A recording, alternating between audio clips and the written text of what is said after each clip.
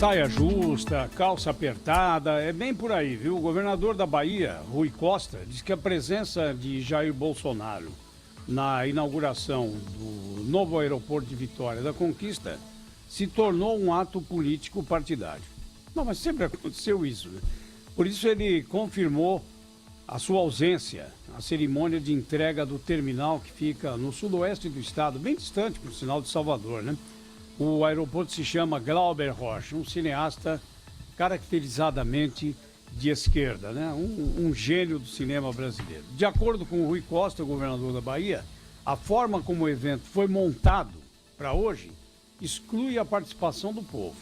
Convidei o governo federal a se fazer presente no ato de inauguração, nessa grande festa. Infelizmente, confundiram a boa educação com covardia. E desde então temos presenciado agressões ao povo do Nordeste e ao povo da Bahia. A medida anunciada é excluir o povo da inauguração. Fazer uma inauguração restrita a poucas pessoas, escolhidas de dedo, como se fosse uma convenção política partidária.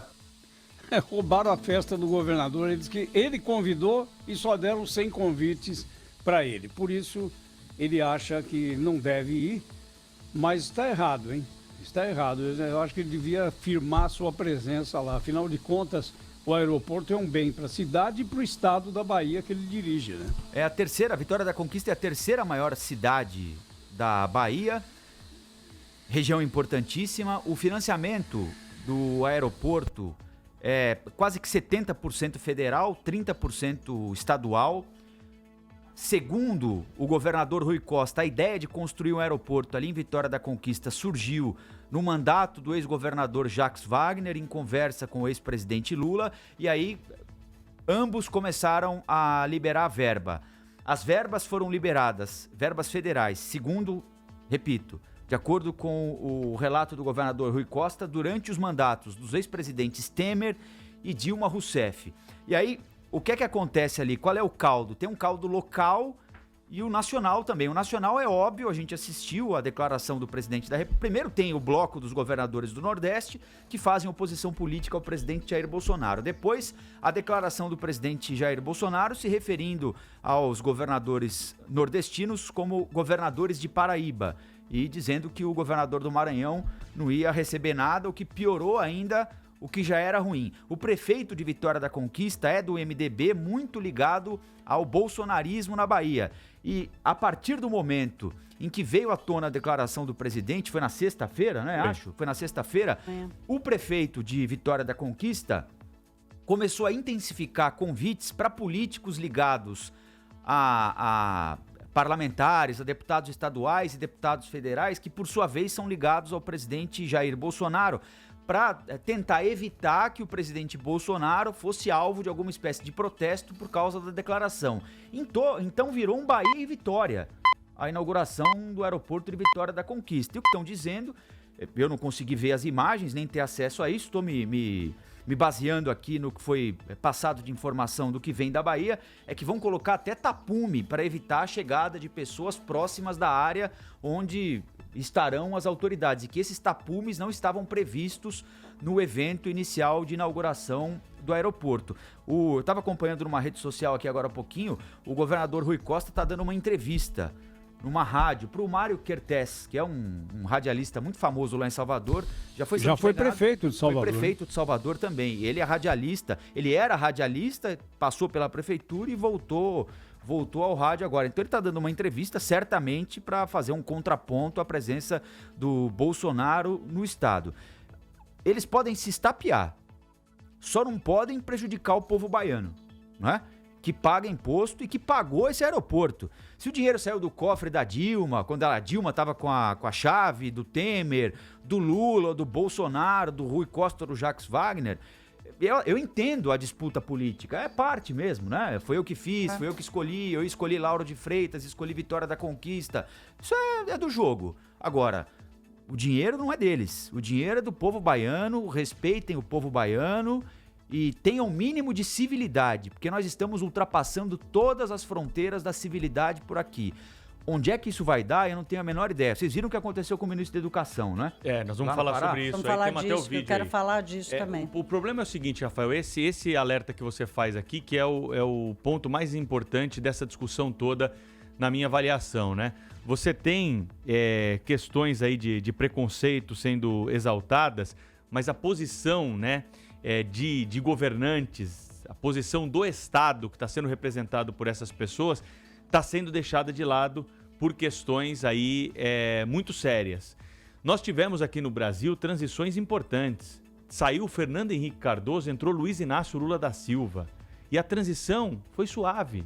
Nós tivemos aí brigas, discussões, debates acalorados, mas tudo ali no campo das ideias. Publicano. Né? Nós tivemos transições aqui na Prefeitura de São Paulo. Pelo menos durante algum tempo, né?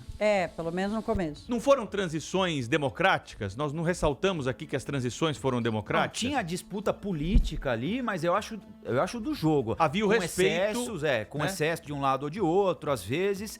Mas o discurso agora tá vivendo o seguinte: eu não convivo com você. Esse que é o problema. Eu não quero você perto de mim. O presidente falou que não vai liberar verba pro Maranhão porque não gosta do governador do Maranhão.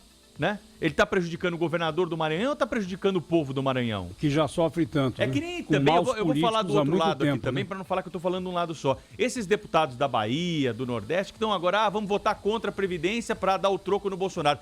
Bobagem. Não é contra o Bolsonaro, né? É claro que não é contra o Bolsonaro. A reforma da Previdência não é pro Bolsonaro. Mas infelizmente a tacanhez dos nossos políticos leva a isso aí. Mas, mas é aí dos dois lados. Eu sempre falo isso aqui. Falta grandeza pro nosso nome. O problema público, aí tá dos dois lados. Né? Essa história de ficar, eu não convivo com você porque eu penso diferente de você. Isso é perigosíssimo, né? Porque começa a colocar as nossas instituições aí em risco. Então vai para casa, né? Se não quer conviver institucionalmente tendo um cargo representativo institucional, vai para casa, vai fazer outra coisa da vida.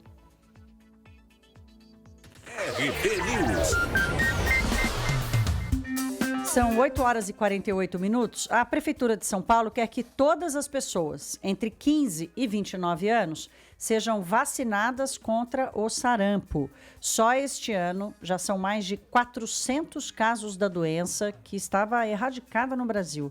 A diretoria da Coordenação de Vigilância em Saúde da capital, Solange Saboia, pede que a sociedade se mobilize pela vacinação. Esta faixa etária é onde nós percebemos que está ocorrendo o maior número de casos da doença. Também essa faixa etária, nós percebemos que muitos não receberam a segunda dose. Preocupação também com o sarampo na região de Campinas. Vamos ouvir os detalhes com a repórter Juliana Caetano. A Secretaria de Saúde local confirmou nesta segunda-feira 4 casos da doença em uma creche municipal. As vítimas têm entre 7 meses e 1 ano e 5 meses, e uma delas teve que ser internada num hospital. A cidade não registrava casos de sarampo desde 1997. Conforme a secretaria, o surto se restringe apenas ao Centro Municipal de Educação Infantil e ainda há um 5º caso em investigação na mesma unidade. Assim que a secretaria soube dos casos de sarampo, no dia 11 de julho, foram tomadas todas as medidas necessárias. Foi realizado o bloqueio vacinal em todas as crianças e pessoas com que elas tiveram contato. Ainda segundo a pasta, em 2018, a imunização contra o sarampo alcançou 98,15% das crianças de 12 meses. A vacina deve ser tomada em 2 doses, sendo a primeira aos 12 e a segunda aos 15 meses. Vacinem os seus filhos, vacinem-se. Vamos lá, o ministro da Economia, Paulo Guedes, teve o seu celular invadido por hackers. A informação foi confirmada pela assessoria do ministro, que pediu para que as mensagens que foram encaminhadas do aparelho dele sejam desconsideradas. Antes de Paulo Guedes, o ministro da Justiça, Sérgio Moro, e a líder do governo no Congresso, Joyce Hasselmann, já tinham feito relatos semelhantes. Os hackers estão soltos por aí. São 8 horas e 50 minutos. RB News. Rede Bandeirantes de Rádio. Esta meia hora tem o apoio de BP, a Beneficência Portuguesa de São Paulo. Todo dia acontece algo que a gente não espera. E ter alguém ao meu lado que luta pela vida com a mesma garra que eu faz toda a diferença. Alguém que olha nos meus olhos de forma verdadeira e ao mesmo tempo usa o conhecimento, a tecnologia e a experiência para conectar informações e me acompanhar. Por isso, se eu vou compartilhar com alguém a minha saúde e a da minha família, eu escolho a BP, a Beneficência Portuguesa de São Paulo. Para todos e para cada um. Responsável técnico Luiz Eduardo Loureiro Betarel, CRM 23706 São Paulo. Oi, eu sou a Ingrid Guimarães e tô aqui para dar uma dica para você. Já reparou que quando a gripe bate, faz a gente passar por cada uma? É espirro, retosse, nariz escorrendo, incomoda você, incomoda o outro coleguinha do lado. Se você também fica irreconhecível depois de uma gripe, volte ao seu melhor com Multigripe. Multigripe age em 15 minutos e é 5 em 1 contra a gripe, aliviando os sintomas para a gripe não te incomodar. Se tá na cara que é gripe, Multigripe. Multigripe é um medicamento. Seu uso pode trazer riscos. Procure um médico ou farmacêutica. Leia a bula. Se persistirem os sintomas, o médico deverá ser consultado. Pra se manter conectado, pode contar com a gente. Fique ligado, Sil, sempre presente. Sil, energia que se renova. Sil, todo mundo aprova. Conectada com o futuro.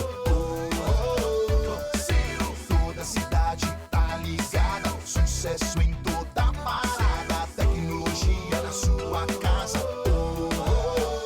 Sil, fios e cabos elétricos Sil, conectada com o futuro. Varicel, pernas novas, todo dia. Trânsito.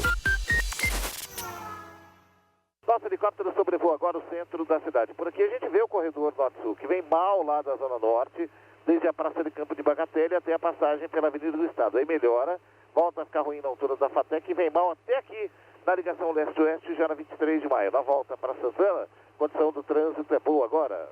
Semana T-Cross da Volkswagen. Versões automáticas a partir de R$ 89.490, mais 3 revisões grátis. Visite uma concessionária e faça um test drive. Jornalismo. Jornal Gente. Bandeirantes. 8 horas e 53 minutos. E o governo Bolsonaro cria aí mais uma confusão. Ele elimina médicos, psicólogos, enfermeiros, juristas e outros especialistas do Conselho Nacional de Políticas sobre Drogas. O repórter Leandro Gouveia traz os detalhes para os nossos comentários. Um decreto assinado pelo presidente Jair Bolsonaro exclui as vagas destinadas a especialistas da sociedade civil do Conselho Nacional de Políticas sobre Drogas. O CONAD, criado há 13 anos, era composto por 31 representantes, 17 com cargo de ministro ou indicados por órgãos federais e um do Conselho Estadual sobre Drogas. Os outros 13 eram representantes de entidades como os Conselhos de Medicina, Psicologia, Enfermagem, Serviço Social, além da OAB. O presidente Jair Bolsonaro afirma que quer extinguir a maioria dos conselhos subordinados ao governo.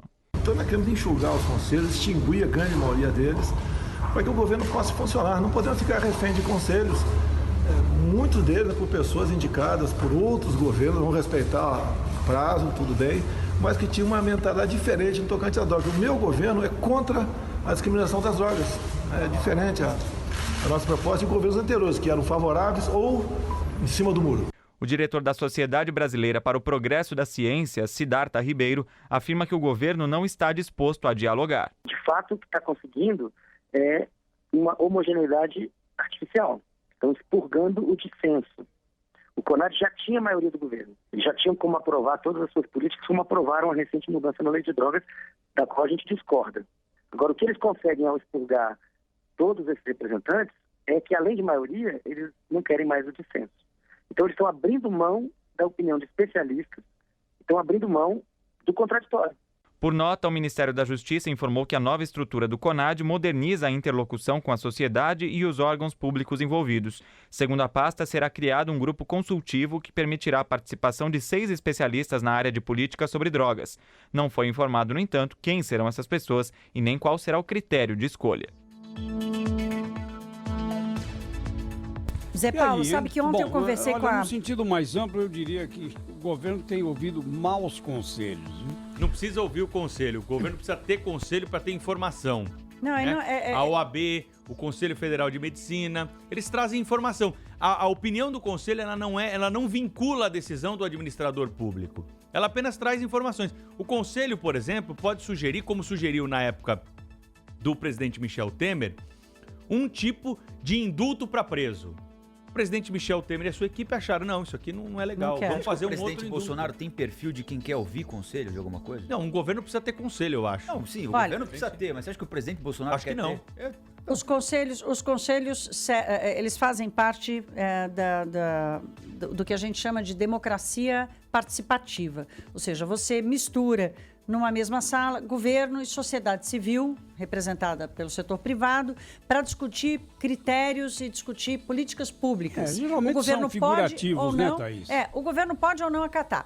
Ontem eu conversei com a Ana Carla Abrão Costa, que esteve aqui semana passada com a gente, que discute muito essa coisa da composição do Estado, né? O que funciona, o que não funciona. Ela me disse assim, olha, Thaís, nos governos do PT foi uma farra, virou cabide de emprego para todo mundo que tinha perdido a eleição ligado ao Partido dos Trabalhadores. O Dória tem um monte de conselho aí na prefeitura. Espera um pouquinho.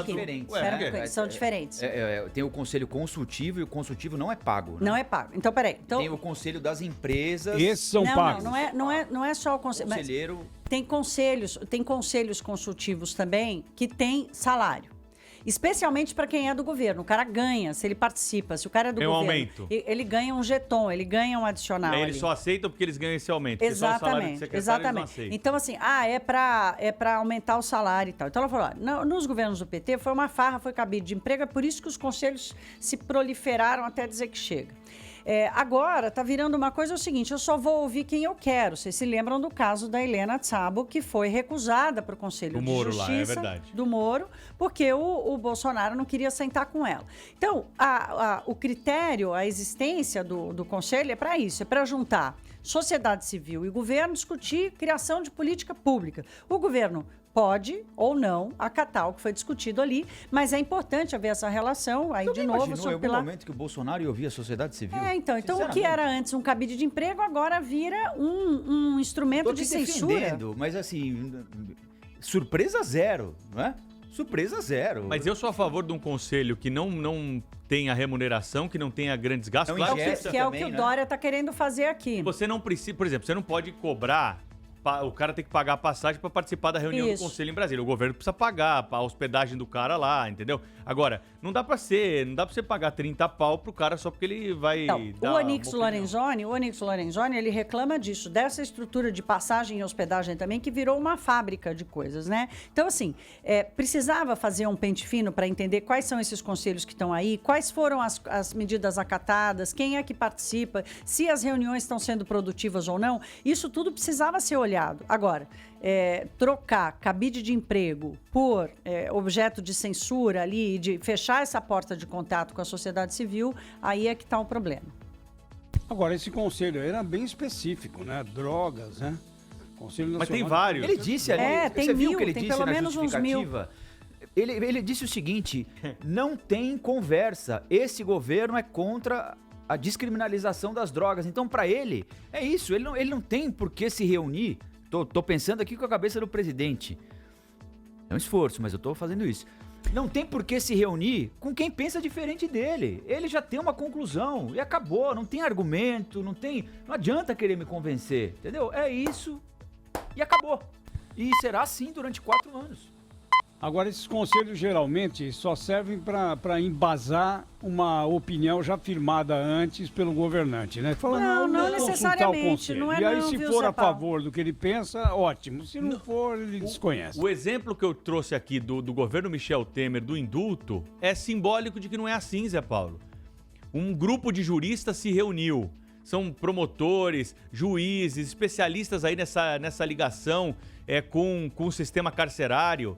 Experiência diária de julgar processos nesse caso, eles disseram, temos que apertar a regra do indulto. O presidente Michel Temer e a sua equipe resolveram afrouxar as regras justamente para os crimes de corrupção. Deu aquele rolo danado.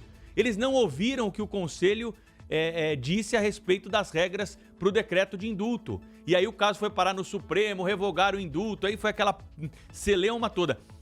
O governo não ouviu que os especialistas... Saiu um relatório da reunião do Conselho E o governo desvirtuou totalmente. Não sei se desvirtuou é a palavra mais correta. Governo Temer. Não, ele descartou. Ele descartou. Mas essa é a mesma Governo crítica. Temer, não Bolsonaro. Essa é a mesma crítica feita ao governador Dória, que desde que quando ele foi prefeito, ele também fez isso. Ele foi lá e quis fechar os conselhos e tal, quis mudar a concepção dos conselhos. A crítica que fazem a ele é essa, é que ele junta e tal, diz que vão ser voluntários, que não vai pagar, que são cabeças pensantes e tal. Ele vai lá, escuta todo mundo e faz só o que ele quer. Essa é uma crítica que é feita a ele E é por também. aí mesmo. O governante faz isso, né, Thaís?